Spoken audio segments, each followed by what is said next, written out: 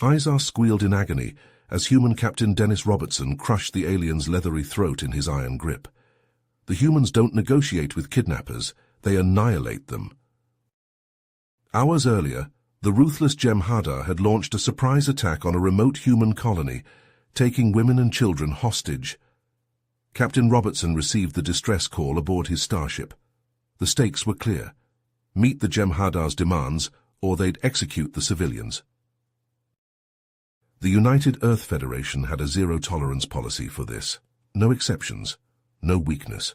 Robertson knew what had to be done, even if his crew questioned it. Every second we wait, the hostages are in jeopardy. I won't allow that.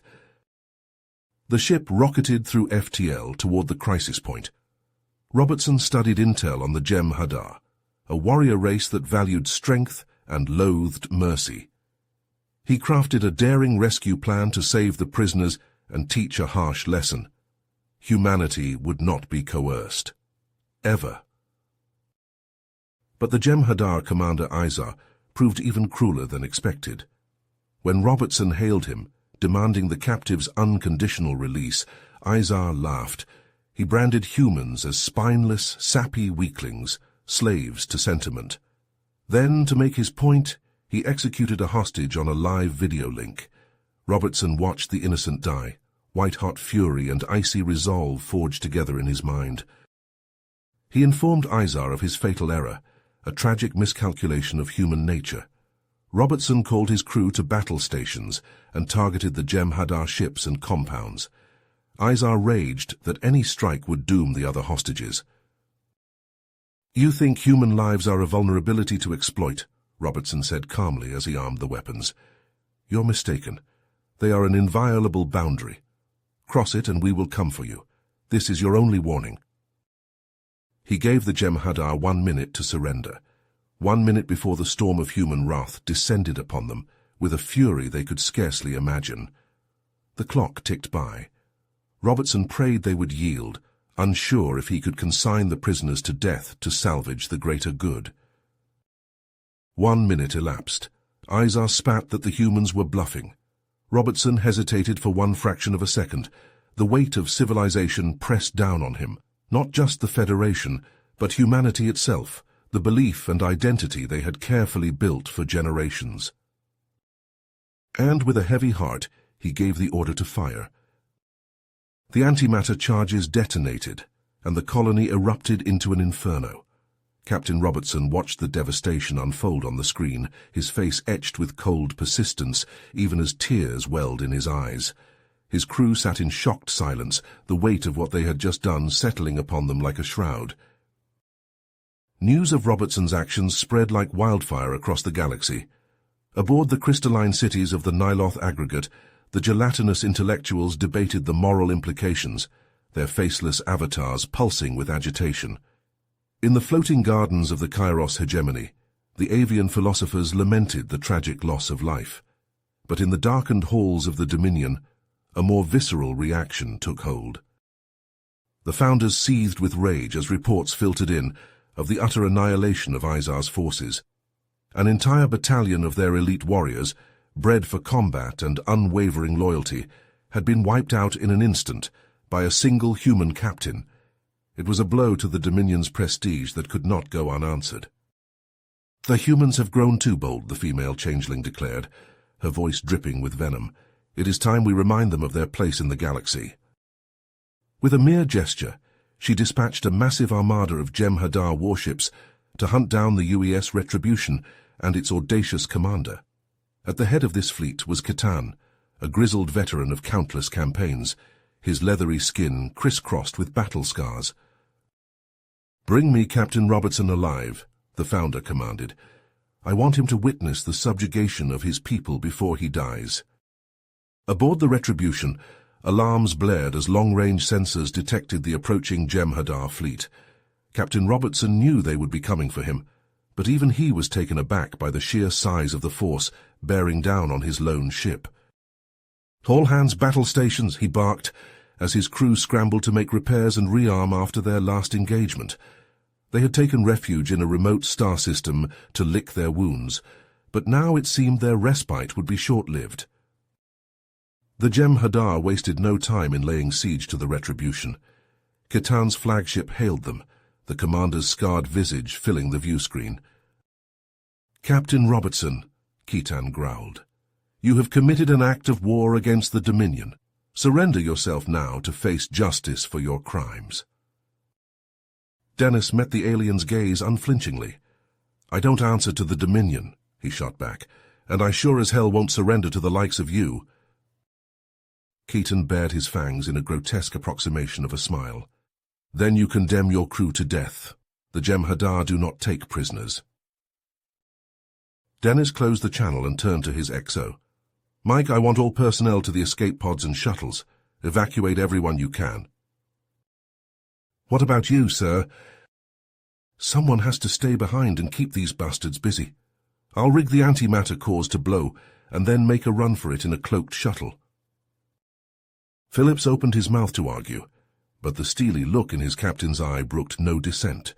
This was a man prepared to sacrifice everything for the survival of his people. As the crew fled the doomed ship, Khitan's warriors stormed aboard, their plasma rifles spitting deadly fire. Dennis waited until the last possible second, his finger hovering over the self-destruct button. Just as the first Jem'Hadar boots hit the bridge, he slammed his palm down and dove for the shuttle bay.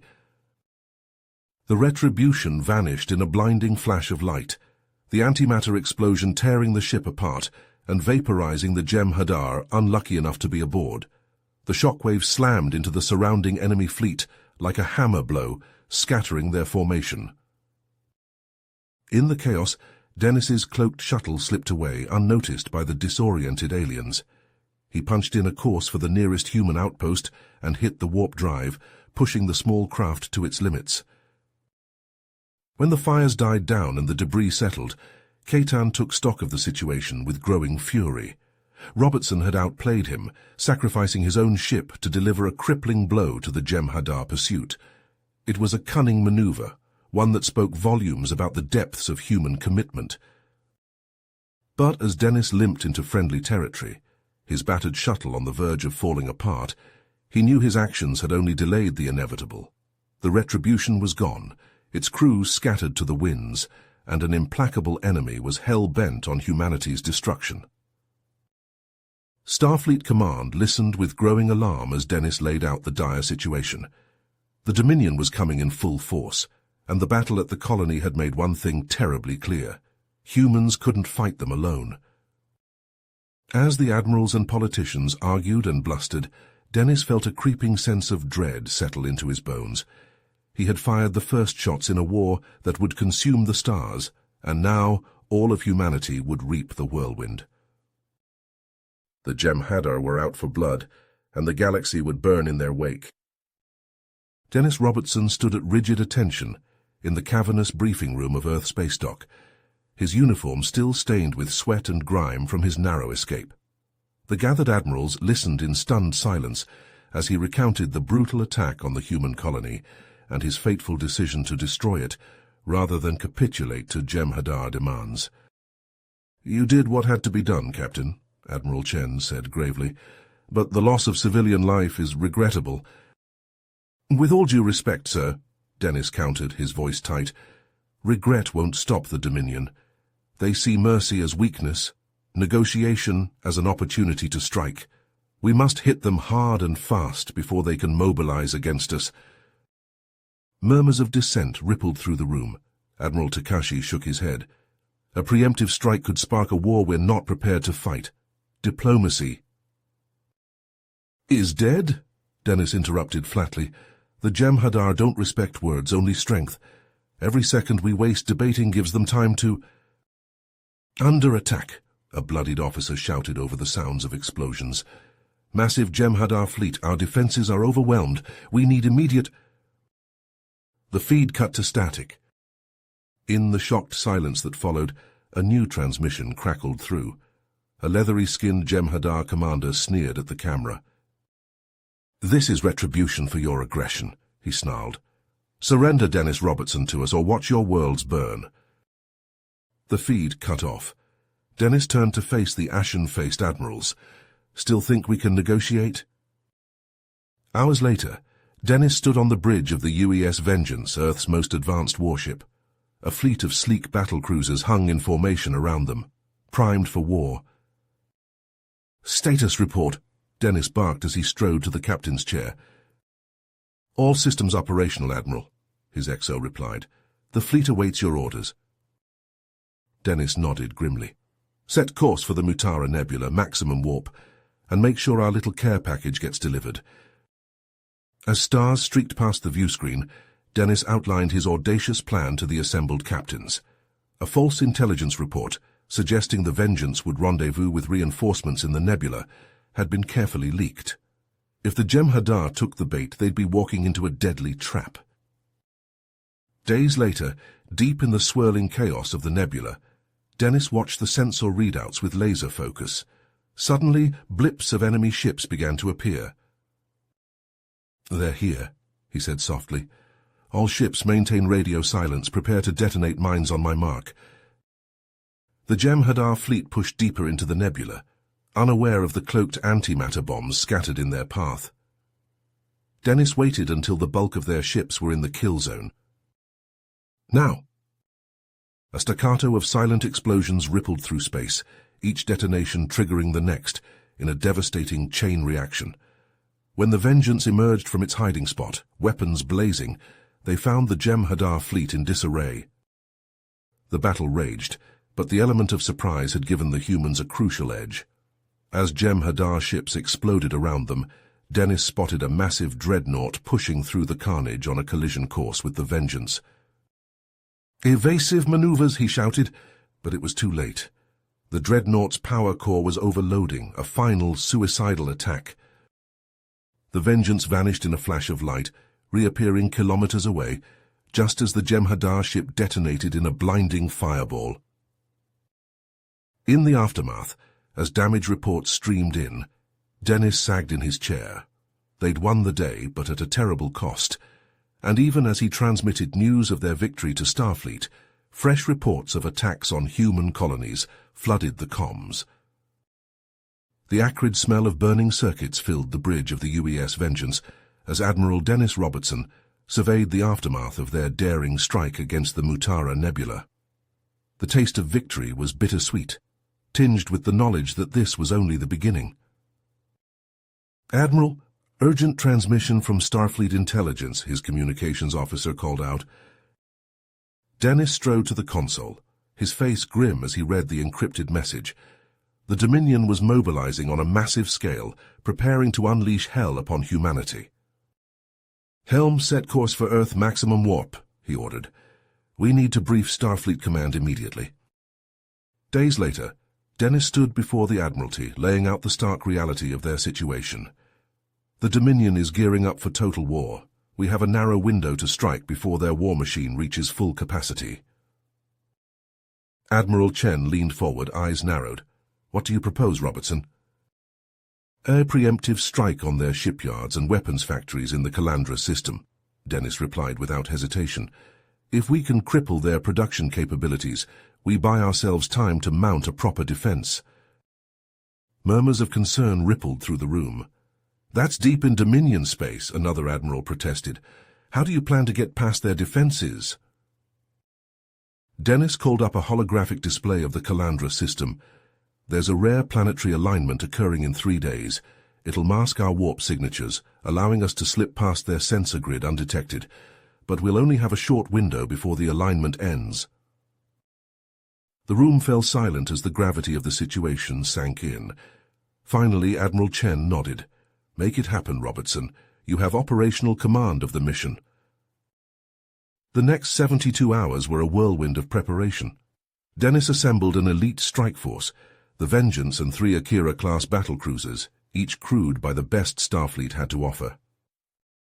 As they waited at the edge of the Calandra system, tension crackled through the air like static electricity. Dennis paced the bridge, every muscle coiled tight as a spring. "Sir, Dominion sensors are active," his tactical officer reported. "They've detected something." Dennis held his breath, willing their stealth systems to hold. Long seconds ticked by. "They've dismissed it as a sensor ghost," the officer finally reported. relief evident in his voice. Dennis allowed himself a small smile. "Prepare for warp on my mark. Weapons stand ready to fire the moment we drop out of warp." The planets slowly aligned, creating a corridor of sensor-blind space. "Now!" Dennis barked. The human ships surged forward, crossing light-years in the blink of an eye. They erupted into real space amid the orbital facilities of Calandra, weapons blazing. Torpedoes and phaser fire lanced out, tearing through unprepared defense platforms and incomplete warships still in their berths.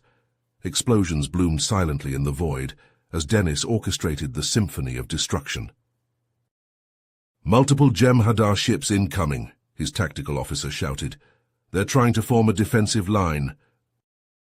"Keep pressing the attack," Dennis ordered. "Target their command and control nodes. Don't let them coordinate." The battle raged, Dennis's ships dancing through the debris field they'd created. But the element of surprise couldn't last forever. A massive Jem'Hadar carrier loomed out of the chaos, disgorging swarms of attack fighters.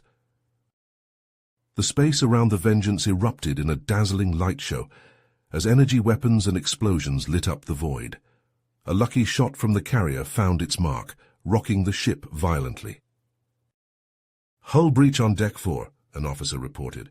"Warp core stability dropping." Dennis gritted his teeth. They were out of time. "All ships prepare to jump to warp." As his fleet disengaged, a desperate plan formed in Dennis's mind. "Engineering, can you rig an antimatter warhead from our damaged warp core?" "Sir?" His chief engineer's voice crackled with disbelief. "You heard me. We're going to leave the Dominion a parting gift." Precious minutes ticked by as his crew worked feverishly. The planetary alignment was ending, their escape route closing. "Warhead ready," engineering reported. The improvised bomb streaked towards Calandra Prime, slipping through the collapsing warp corridor by mere seconds. The explosion that followed was beyond description. The Dominion's command center vaporized in an instant. As the Vengeance limped home, Dennis knew the true test was yet to come. He'd struck a devastating blow, but the Dominion would not take this lying down. The real war was about to begin. The acrid stench of burning circuitry and scorched metal filled the air as Dennis Robertson strode through the halls of Starfleet Command. His boots echoed on the polished floor, each step punctuated by the weight of countless lives lost in the Calandra system strike. He pushed open the doors to the main conference room, where the gathered admirals fell silent at his entrance. Dennis wasted no time with pleasantries. "The Dominion is reeling," he said, his voice hard as steel. "We have a narrow window to press our advantage before they can regroup. We must strike now and strike hard." Admiral Chen leaned forward, brow furrowed. "What you're proposing is tantamount to all-out war, Robertson. Perhaps we should consider negotiations from our current position of strength." Dennis smacked his palm on the table, causing several admirals to flinch. Negotiate? With the Dominion? They see diplomacy as weakness, a chance to rearm and hit us harder. They won't stop until humanity is crushed under their boot.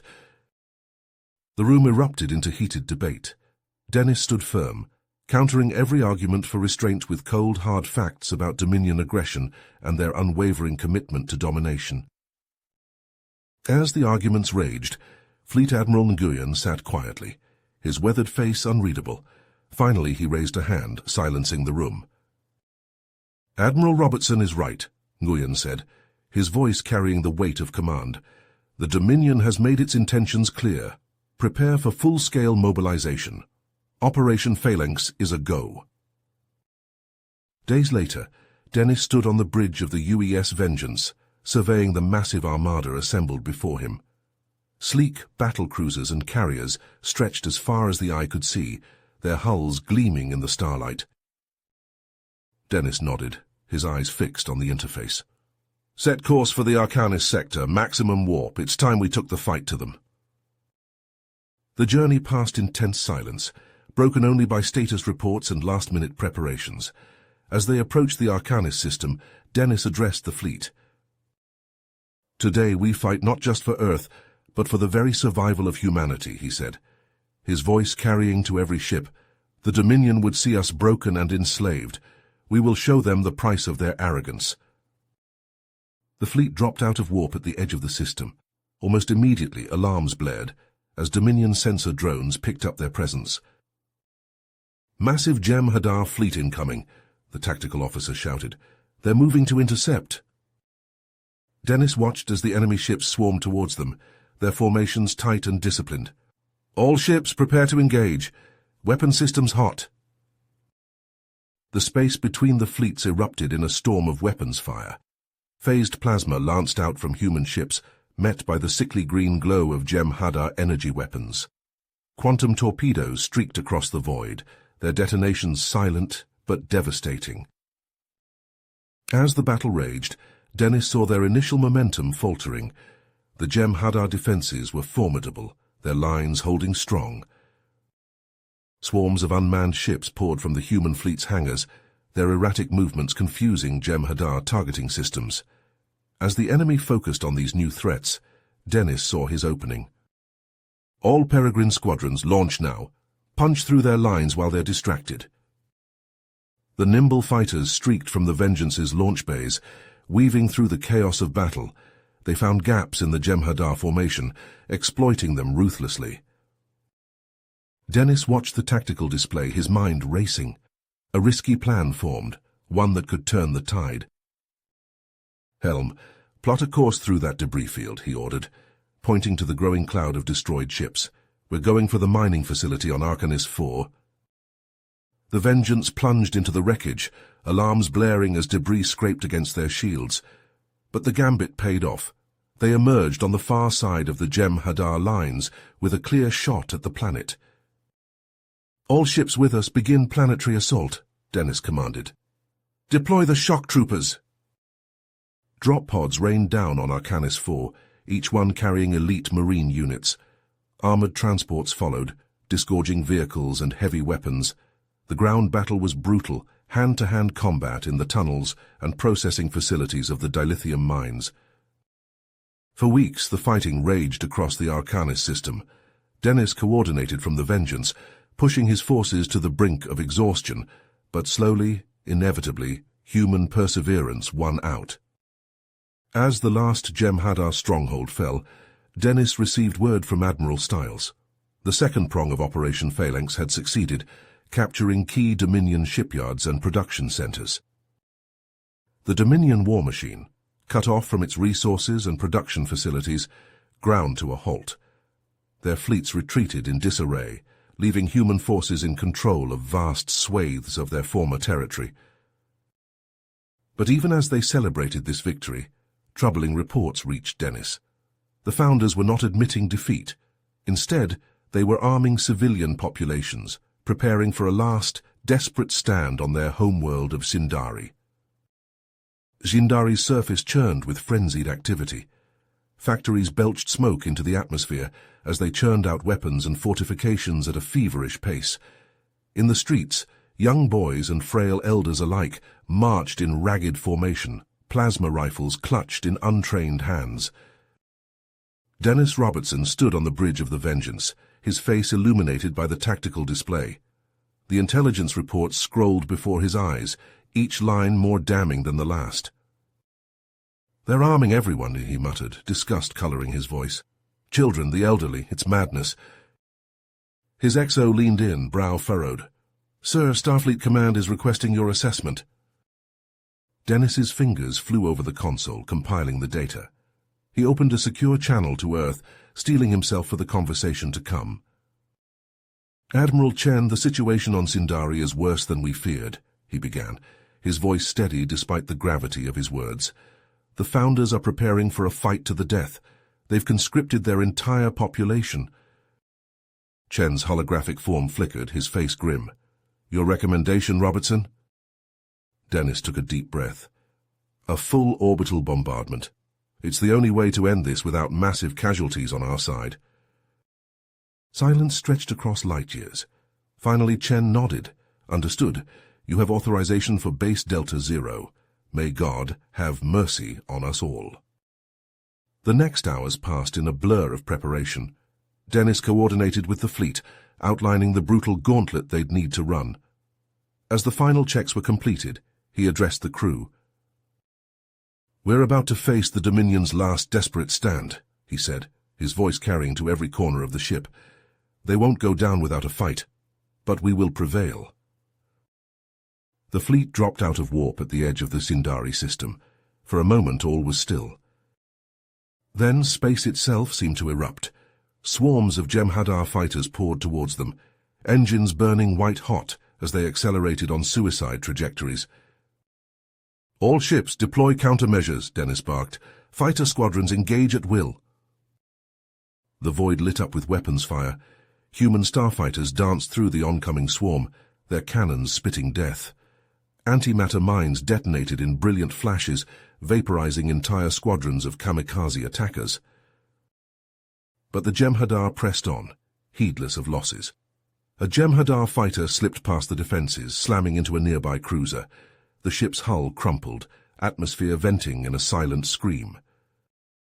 "Vengeance, our shields are at 30%, the tactical officer shouted over the din of klaxons.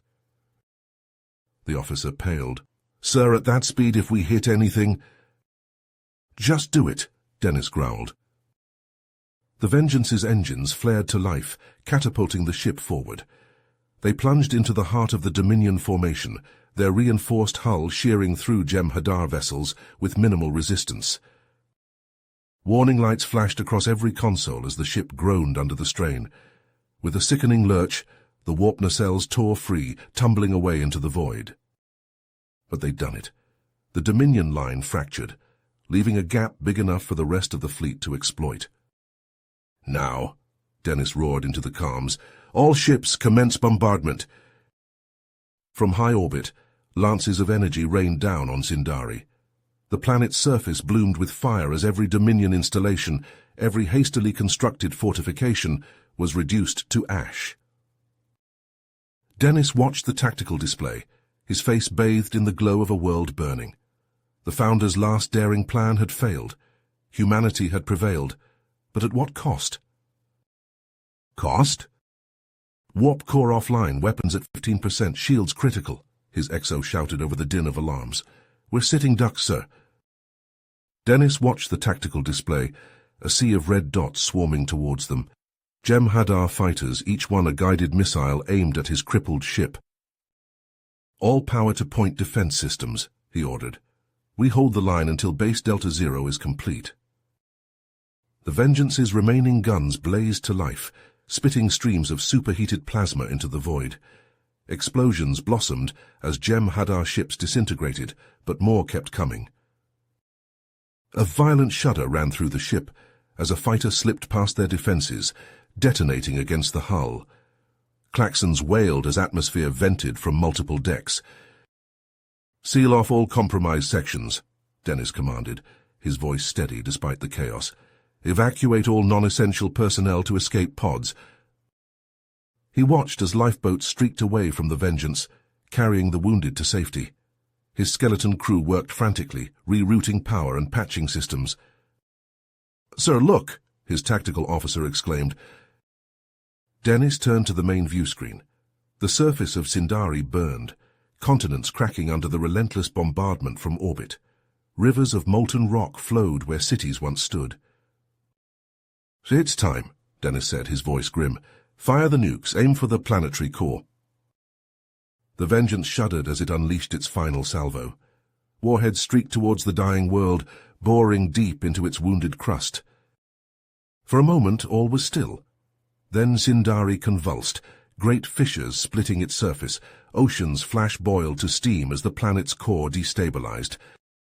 A blinding flash filled the bridge as a Jem'Hadar fighter slammed into the hull. Dennis felt white-hot pain lance through his body as shrapnel tore into him. He collapsed, vision blurring. "Admiral!" someone shouted, but the voice seemed distant. Dennis struggled to focus on the tactical display. Sindari was breaking apart, the Dominion's last bastion reduced to cosmic dust. "Hold position," he rasped, blood bubbling from his lips, until confirmed. Time blurred as Dennis fought to stay conscious. He felt hands on him, voices urging him to let go, but he refused, clinging to awareness until... "Sir," his XO's voice cut through the haze, "it's done. Zindari is gone. We've won." Dennis allowed himself a small smile before darkness claimed him. He woke to the sterile white of a medical bay, his body a mass of pain. Doctors hovered over him, their faces grim. "The radiation exposure was severe," one explained. "We had to replace a lot." Dennis looked down at his body, where flesh had been. Gleaming metal and synthetic skin greeted his eyes. Wires snaked from his chest, feeding data to nearby monitors. Admiral Chen entered, datapad in hand. "You did it, Robertson. The Dominion is finished. I'm here to inform you of your promotion to Admiral of the Fleet." Dennis nodded, his new cybernetic eyes whirring as they focused on Chen. "The cost..." Chen's expression hardened. "We did what was necessary. History will judge us, but humanity will survive." As Chen left, Dennis stared at his mechanical hands. He had become the very thing he'd fought against, a fusion of organic and synthetic. But in doing so, he'd ensured humanity's place among the stars. Admiral Dennis Robertson's cybernetic eyes whirred as he surveyed the smouldering wreckage of the Indomitus. Twisted metal and sparking wires surrounded him, the acrid stench of burning circuitry filling his nostrils. His tactical display flickered, showing the massive Jem'Hadar dreadnought looming before them. Lieutenant Hawkins, blood trickling from a gash on her forehead, responded, "Sir, we've breached the dreadnought's outer hull. Internal sensors show massive damage to their primary systems." Robertson nodded, his cybernetic hand clenching into a fist. "Prepare boarding parties. We end this now." The Admiral led his team through the ruptured hull of the Indomitus, stepping into the cavernous interior of the Jem'Hadar vessel. Emergency force fields sputtered, barely containing the vacuum of space. Bodies of Jem'Hadar soldiers floated lifelessly, victims of the initial blast. As they pushed deeper into the ship, the sound of phaser fire echoed through the corridors. Robertson's enhanced hearing picked up the guttural war cries of surviving Jem'Hadar. "Contact!" shouted Sergeant Reeves, dropping to one knee and firing his pulse rifle. A squad of Jem'Hadar warriors rounded the corner, their faces contorted with rage. Robertson's team took cover behind twisted bulkheads, returning fire. The air crackled with energy weapons as both sides exchanged volleys.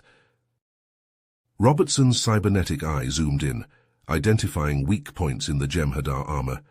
He fired precise shots, each one finding its mark. The warriors fell, but more took their place. "Push forward," Robertson ordered, his voice carrying over the din of battle.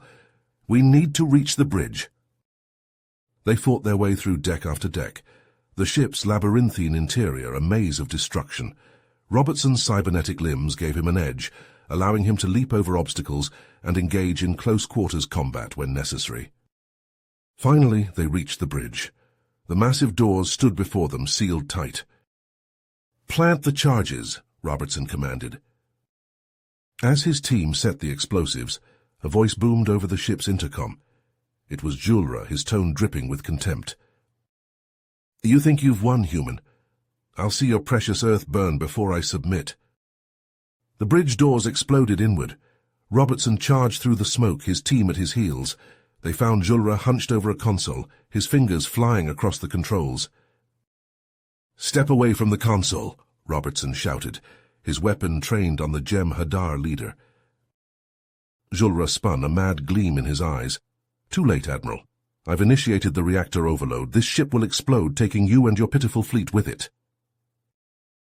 Robertson's cybernetic brain processed the information in milliseconds. He lunged forward, tackling Julra away from the controls. The two grappled on the floor, a tangle of flesh and metal. "Lieutenant Hawkins, stabilize that reactor," Robertson yelled as he struggled with the Jem'Hadar commander. Hawkins raced to the console, her fingers dancing across the alien controls. Warning klaxons blared throughout the ship as the reactor core temperature continued to rise. Robertson and Julra traded blows, their fight a brutal exchange of punches and kicks. The Jem'Hadar's strength was formidable, but Robertson's cybernetic enhancements gave him the edge. "Sir, I can't shut it down," Hawkins called out, panic edging into her voice. "The overload sequence is locked." Robertson slammed Julra's head against the deck, stunning him momentarily. He staggered to his feet, his mind racing. "Reroute the power," he ordered, moving to join Hawkins at the console. "We'll use the excess energy to charge the main weapon." His fingers flew across the controls, cybernetic implants interfacing directly with the ship's systems. The deck plates rumbled beneath their feet as power surged through the vessel. "What are you doing?" Julra snarled, struggling to rise. Robertson's eyes glowed with an eerie light as he worked. "Turning your doomsday weapon against you." The massive compound Polaran disruptor hummed to life, drawing the reactor's unstable energy into its firing chamber. The ship shuddered, straining under the immense power build-up. "All hands prepare for emergency transport," Robertson commanded into his comm unit. "We're abandoning ship." As the dreadnought systems reached critical levels, Robertson's team beamed away, leaving Julra howling in rage on the bridge. The last thing Robertson saw before the transporter beam took him was the mad Jem'Hadar leader lunging for the controls, desperate to stop what he had set in motion. The dreadnought's weapon fired, unleashing a blast of unimaginable power into the heart of the Hyrulean nebula. The energy tore through space, igniting the volatile gases and creating a chain reaction that consumed everything in its path. From the bridge of a nearby escort ship, Robertson watched as the nebula erupted in a cataclysmic explosion, taking with it the dreadnought, the shipyards, and any hope of a Jem'Hadar resurgence. As the light of the explosion faded, Robertson turned to his crew, his cybernetic eyes scanning their faces. "Set a course for Earth," he ordered, his voice heavy with the weight of their actions. "It's time to go home." The Jem'Hadar dreadnought shuddered as Robertson's nuclear ramming run tore through its hull. Alarms blared and emergency lights bathed the corridors in an eerie red glow. Robertson led his elite Marines through the breach, their boots clanging on the metal deck plates.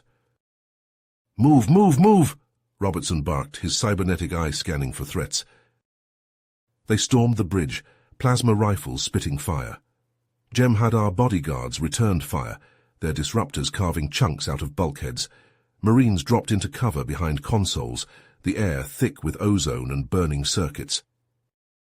In engineering, Lynn Hawkins and her tech team fought desperately to reach the reactor controls. Jem'Hadar counterboarders swarmed in, forcing them to take cover behind power conduits. "We need to abort that overload sequence," Hawkins shouted over the din of battle.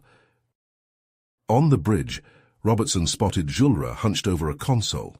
The Admiral charged, tackling the Jem'Hadar commander. They grappled, cybernetic limbs against genetically enhanced muscle. Julra snarled, his fist connecting with Robertson's jaw. "Your species will burn, human." Robertson's cybernetic arm whirred as he blocked a flurry of blows. Julra's superior strength began to overwhelm him, driving the Admiral back. Suddenly an explosion rocked the ship.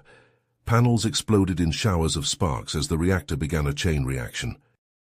"Kovac?" Robertson shouted into his comm. "Status."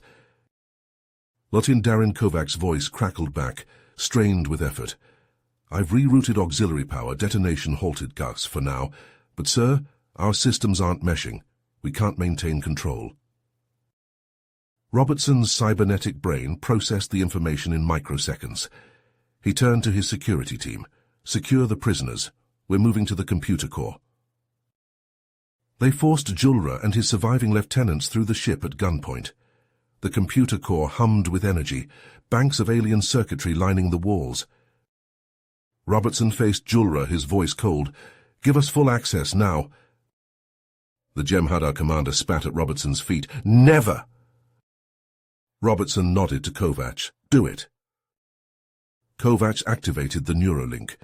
Jem'Hadar screams filled the air as the invasive code tore through their minds.